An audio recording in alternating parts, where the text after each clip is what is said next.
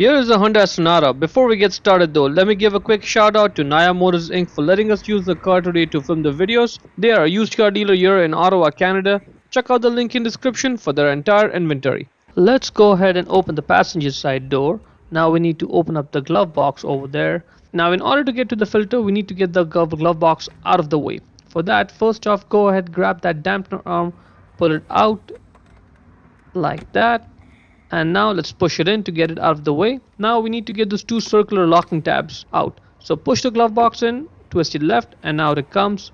Repeat the process for the other side. Push the glove box in a little bit, twist it left, and out it comes. At this point, once you get the tab out, the glove box should drop down.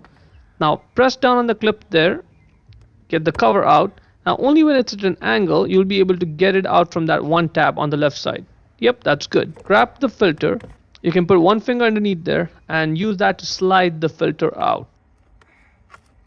And there you go, the filter comes right out. Now the way it works is that outside air comes from the top, all the dirt gets trapped right over there.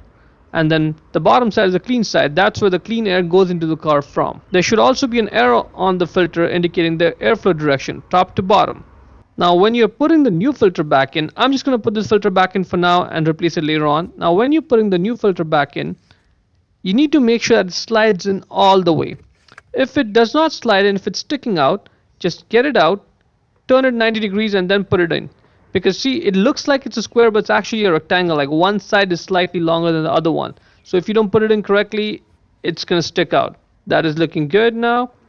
Just put the cover on. This left side tab, it needs to go into the slot. So make sure it goes at an angle like that, the way I'm showing. See, that's good. Now position it properly on the other side, push it on, and that's it, the clip is on. Now we need to put the glove box back in position. So those locking circular tabs, one side of it's got like a cutout, like a step. Make sure it lines over there. Only when it does will it go in, otherwise it won't go into that cutout in the glove box. So get it in position. You may have to twist it a little bit before it drops in. Alright, let's try that. And once it's in position, just twist your right, locked. Repeat the process for the other side. Again, you may have to do some twisting and turning before it just drops in, so be patient. It only takes a couple seconds. Once it's in, twist your right, and then let's get the dampener arm, align it, push it in position, and that is pretty much it. Let's try this out.